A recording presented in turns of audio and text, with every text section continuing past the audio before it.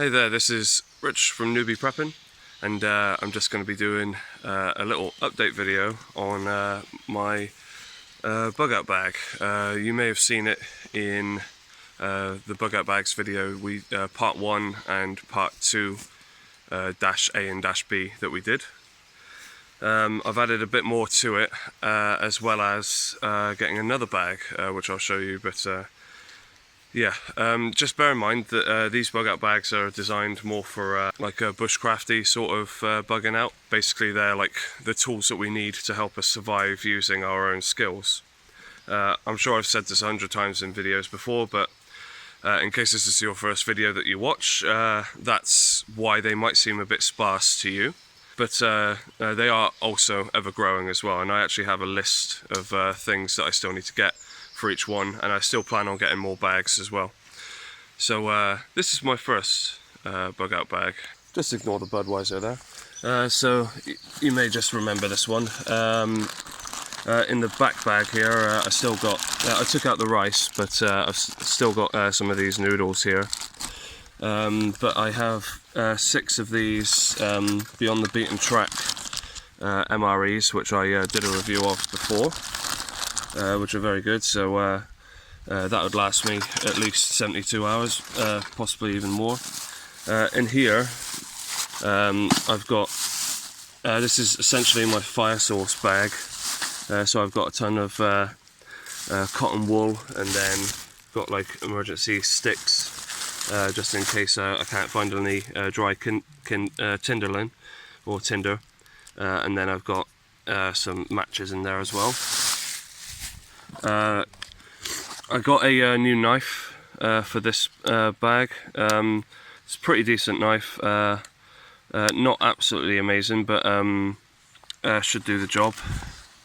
All of the rest of this in here is the same, just my emergency blanket, bungee cords, other cords, got my flashlight there.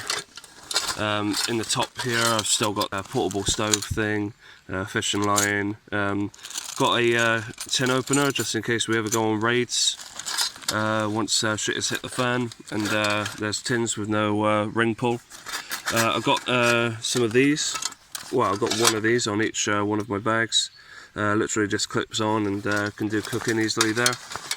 I decided to get one of these things simply because, like, why the heck not? Just make eating a bit easier. And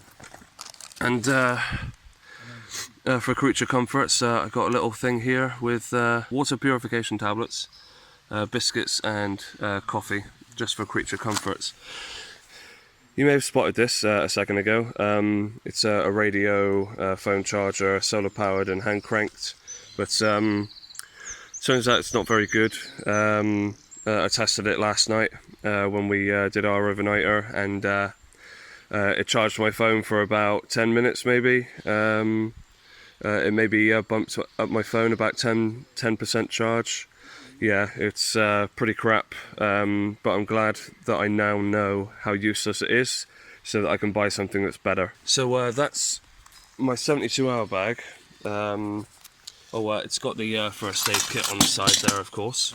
But yeah, this bag is meant to be sparse because it would just be for us going out on raids and stuff after shit has hit the fan. So I'd be able to rough it out in the wild with this, but obviously it would only be temporary until we get back to camp. This is what this bag over here is for. This is what I call my supplement bag.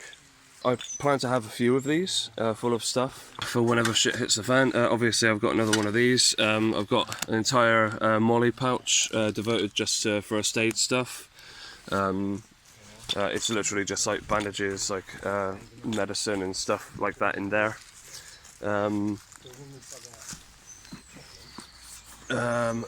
In here I've got my fire steel, which the fire steel actually failed us again. Shows how cheap crap it is, because it literally just popped out on us when we were using it yesterday. So definitely don't buy cheap fire steel from Wish, definitely buy like big thick fire stills that you can handle with one hand and like strike like that, because these ones are crap. Of course, this would still be usable. It'll just be a lot harder because I'll just be holding it like this from now on. Anyway, in here it's got the identical same thing as the one over there, so you don't need to see that. On the inside, this used to be in that bag, but I've moved it over here since it's more of a supplementary thing anyway. I got like some Poundland cordage, literally just cheapo stuff. In here, I got this bag out of here, and in this bag I have got about 30 or so ration packs in there, meals ready to eat. Like I said, this is a supplementary bag, so the increased weight, which is negligible, is literally just for food, so emergency food, and those things will last forever. Got some more, got some twine, not twine, like twisty tie, garden stuff. I figure that would be good for cordage as well. And then just in the bottom of the bag is another emergency blanket. I do have a waterproof bag full of waterproof clothing that would normally be in the bottom of this bag, but I've got that currently in my other bag because I'm going to a festival in 2 days time from recording this video, so that's where that currently is. Anyway, so it would be going back in here. In this little side packet here, I've got more matches and even more matches here.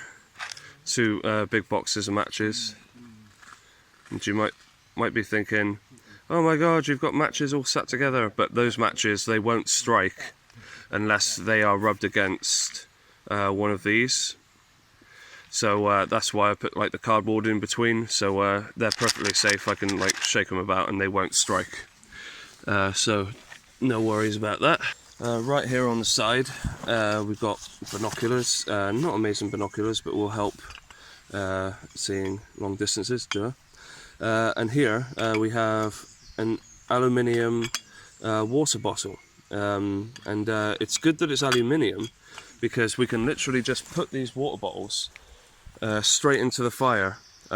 We don't actually have one in the fire at the moment to demonstrate, but pretty much throughout this entire overnighter, we've had this aluminium bottle in the fire, just boiling water, and it hasn't melted or warped. Obviously, when you put it into the fire, you would have to take the lid off because the lid is plastic, not aluminium. But yeah, the good thing about aluminium is that it cools down very quickly once you've used all of your hot water.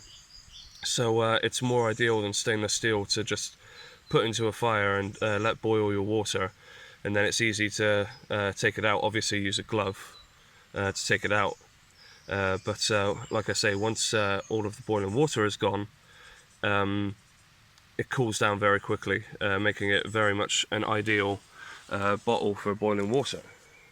In this side pocket, just here,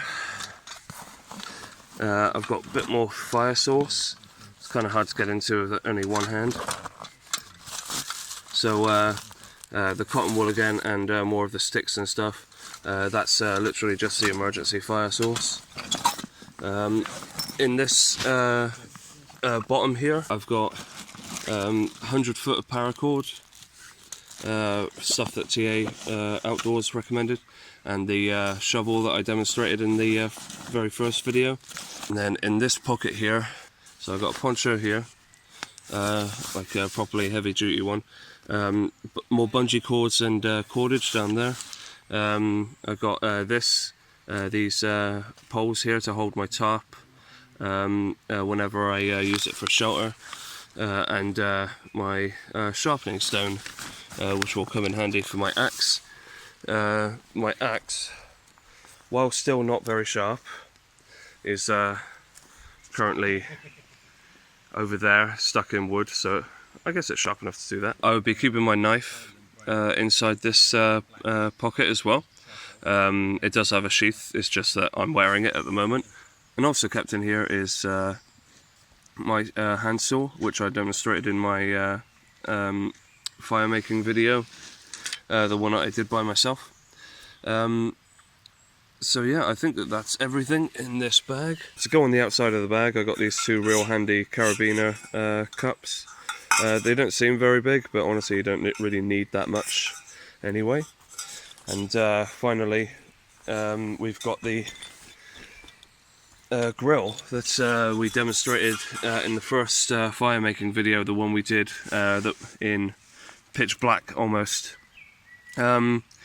This thing is, I guess it's alright for the amount of money that I paid, but whenever the fire gets really hot, you can see that the metal bends really easily.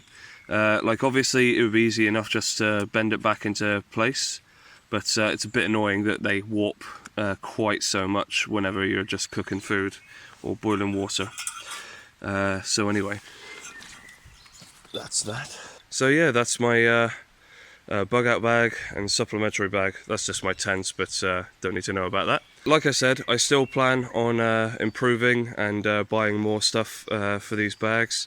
And once again, I stress that these bags are sort of more vehicles for survival, using skills rather than relying on just stuff to survive, if you know what I mean. We would be using this stuff in order to craft our own tools, which we would be then using in their stead. Like a lot of this is just like emergency stuff, like the fire source.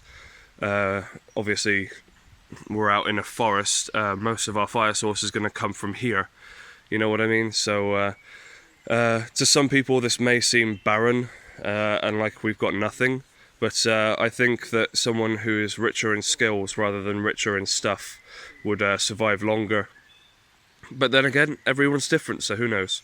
So anyway, that's my little update video on my BugOut bags and supplementary bags. Thank you for watching, and we'll see you again. Bye bye.